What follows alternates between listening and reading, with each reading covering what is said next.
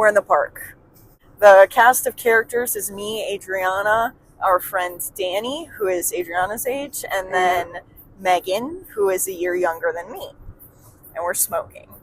I'm 16, she's 17, and we are long overdue at a softball party where everybody that the host, Gabby, doesn't like that much is there and has been there. Smoking, worshiping, there's a spinning Christmas tree-like assortment. Structure. And we take a 30-second clip of Danny that starts something we had no idea would. The sound so majestic to the ears, you kind of have to bend over and take it. Pray. It's true. So we show up to Gabby's party. She's stumbling around, Megan, that is. Yeah, she's shoveling Doritos in her mouth. So not coy, not acting out. And visibly, I could tell Gabby keeps on staring at her. And there's also very sober people on the team. Side characters, we don't like them. Not even worth mentioning. So by the end of the night, talk to Gabby and we apologize. We tell her we'll make it up to her by buying edibles and we'll get her high next time we hang out to make it up to her. Like I said, we contact our local renowned Arlington Heights drug dealer. We contact Louie and buy 2 big honkin' Rice Krispie treat edibles from him, and we get back to Danny's family home and go in the basement and cut them each into 4 pieces. Adrianna and Danny both take 2. Me and Gabby both take 1. And Danny turns on Sausage Party. I'm invested in the movie. I had not seen it yet. And I didn't realize how high I was until Adrianna said, "I hear the water moving through this house." Sober mind with a sober heart. That's a normal thing to say. It happens. It happens. Someone's hear water in your basement. It's realistic and it's not weird, but it scared the fuck out of me, and I thought it was the creepiest thing I'd ever heard. Luigi had good ass edibles. Yeah. In that moment, we're revisiting mentally the video of Danny. We're laughing about it. It really tickled our fancy. The scenery, the motion, the sound, the lighting, the essence of the video. It all holy, but striking. It scared us. It scared us. It had more power than we thought we could ever capture on an iPhone. The hold on us was beyond comedy. It was religious. Continue watching the video. We continue increasing our marijuana usage, which is allowing this figure into our lives. This awakening. This realization, more like. It's true. And we decide to test the water with shrooms. At this point, we contact Reefer Roscoe. Yep, he's back. Bless his heart. It was the middle of January. I had to sneak out of my house and in the middle of the night. In the snow. So paranoid about my parents catching us that we backtracked over my footsteps out of the house on the road. I think it was in Wisconsin or Indiana. I can't remember. It was at least a 2-hour drive. We meet up with him in a residential neighborhood. We have to drive all around because he's really scared in our back seat. He's really scared of being watched or witnessed. Paranoid. And it turns out he had good reason to be. He's in jail. We made it just in time. It was a desperate move on our part. It was a journey. It was a long shot, but we made it. But worth it for we call boating school. Buy the shrooms. We bring them back to Adrianna's basement, and we eat them with some Kraft mac and cheese, which was right on top. Maybe we ate the top separate from the stems. They were pretty suspicious looking. Yeah, they were gangly. They were. So we ate them. Adrianna's dog was suspicious as all hell of us.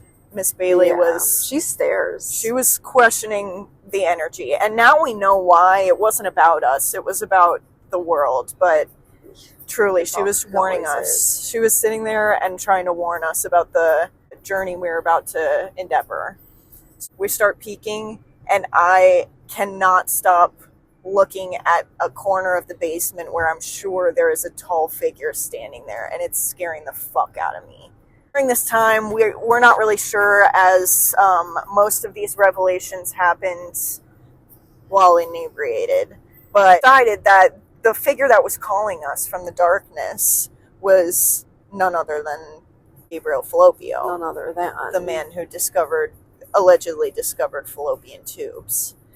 And of course, it's an amazing thing, right? The person who this discovery of how did he do that? In our youth, we couldn't help but be thankful for the discovery and knowledge of the fallopian tubes. And maybe if he's appearing in these times of darkness, weakness, he's one of the good ones, right? We're developing this theory, and it's really more than can be put into a seven-minute presentation. This is just the Big Bang.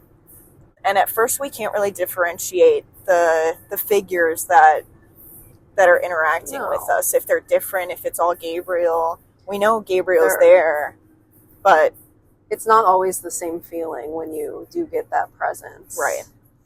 We hear from Gabriel. I command even the most unclean spirits, and they obey me. Also, I do not much care for the live-action Scooby-Doo.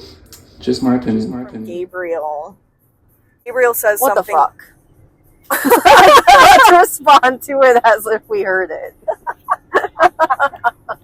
So that just happened.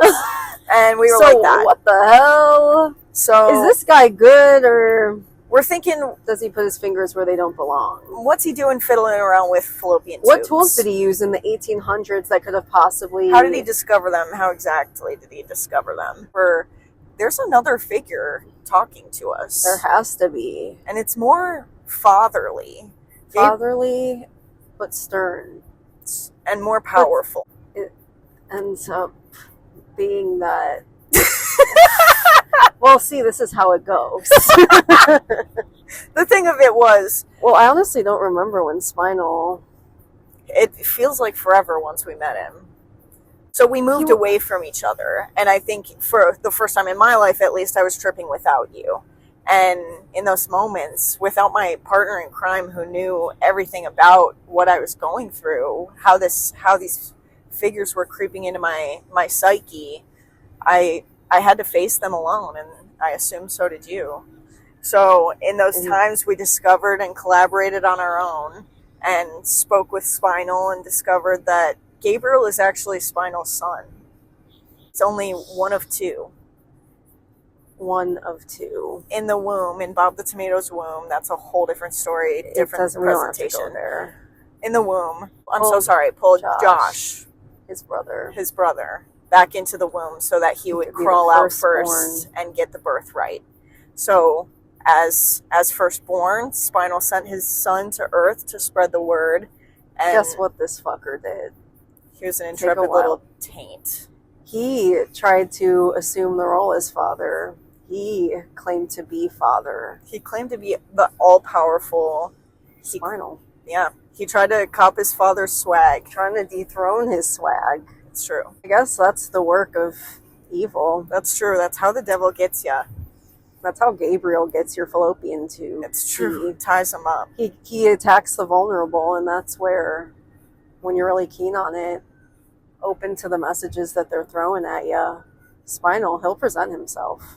So I guess really the point of our presentation is to spread the word of Spinal in the way that Gabriel couldn't, as his adopted sons. And guess what? Spinal is here with us right now and has a word for you all. For false Christs and false prophets will arise and show great signs and wonders, so as to deceive, if possible, even the elect.